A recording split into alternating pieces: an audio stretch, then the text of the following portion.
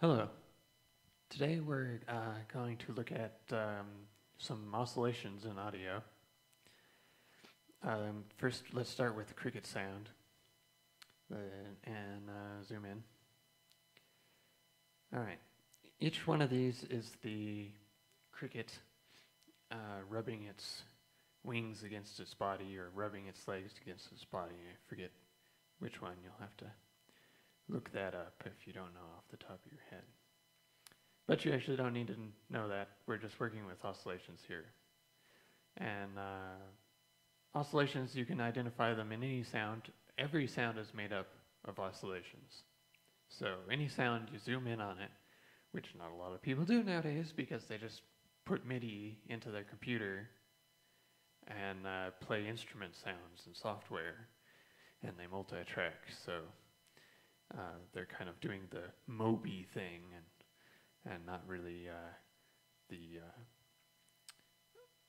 audio engineer thing, but you learn some interesting things about the physics of your sounds, even if you're not really a physicist. When you actually get in and zoom in on sounds and listen to how they sound. So here's one of these individual rubs. You might call these individual oscillations. And you can hear it's just kind of a click. What I have highlighted there is about 5/1000ths of a second. Now, if you repeat it, what you actually get is basically the sound that the cricket is making. Okay? So all it's doing is just repeating its noise. Now, the oscillation of the cricket produces this, but the actual oscillation of the waveform is much smaller. It's way down here, so which doesn't even sound like anything if you play it.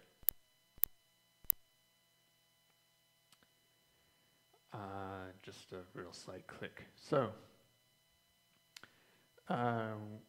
we're gonna take the musician's approach and treat these little oscillations like they're a beat each. 1, 2, 3, 4, 5, 6, 7, 8. So let's pretend that that's 8 beats there. Of course it's not. It's not even 1/1000th of a second. It just sounds like a little click. If you repeat it, it's really annoying, high-pitched noise. I'll play it for you here. Really, really, really not pleasant. If you slow it down, though, it actually sounds like a synthesizer. So you can see that all oscillations have something in common. They're just a volume going positive and negative and changing over time. Okay? So let's actually copy this to new. These quote-unquote 8 beats. Okay?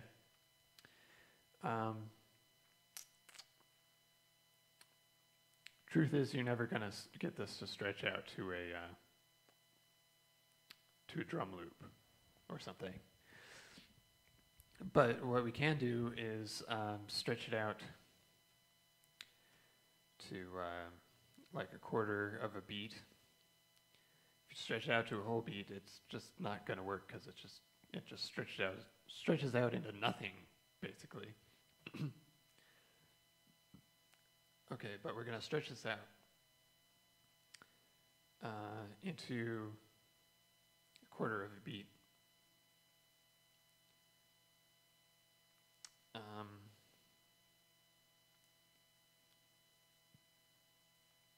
Let's actually use beat stretch or beat splice. And this will try to splice this thing to the duration of a quarter of a beat. Okay. Now, we have this sound here that's been stretched out You can see it put part of the sound at the beginning and then spliced the other part of the sound over here at the end, which, since it's splicing it to the tempo, is going to be very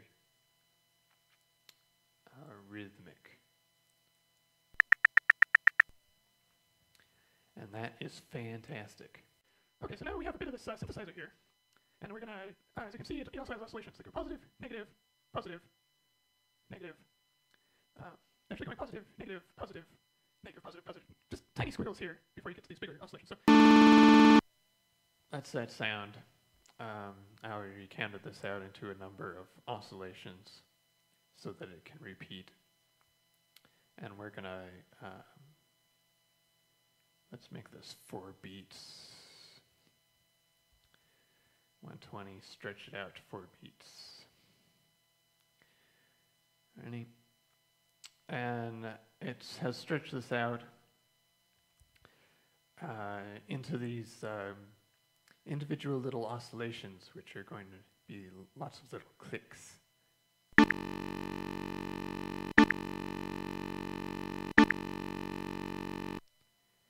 Okay? But these are semi in sync. So I'm going to take our cricket hit here and repeat this out. Now I'll play these together, separate them out, pull the instrument oscillations to the right, pull the cricket to the left. Now listen.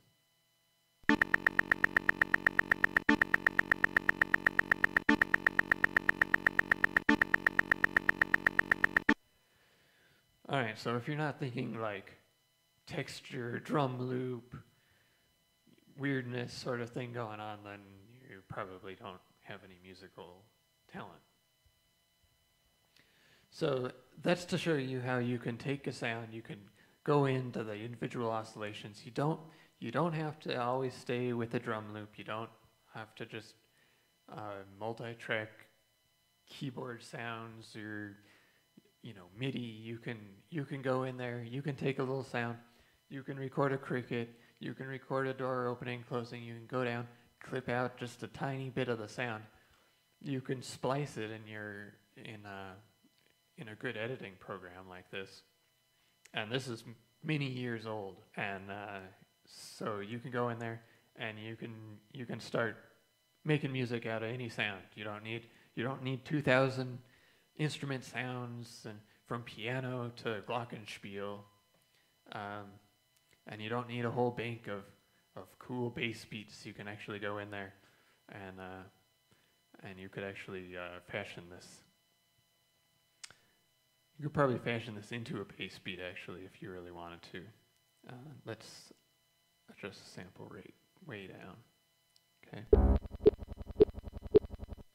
Like this thing right here. Check this out.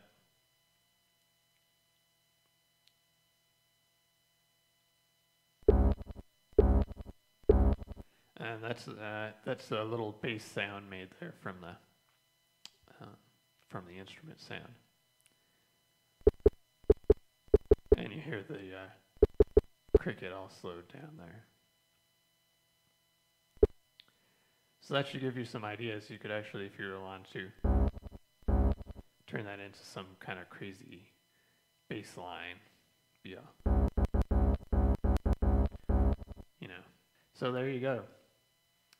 Trying to free you up from your instrument sound banks and multi-tracking, doing the Moby thing.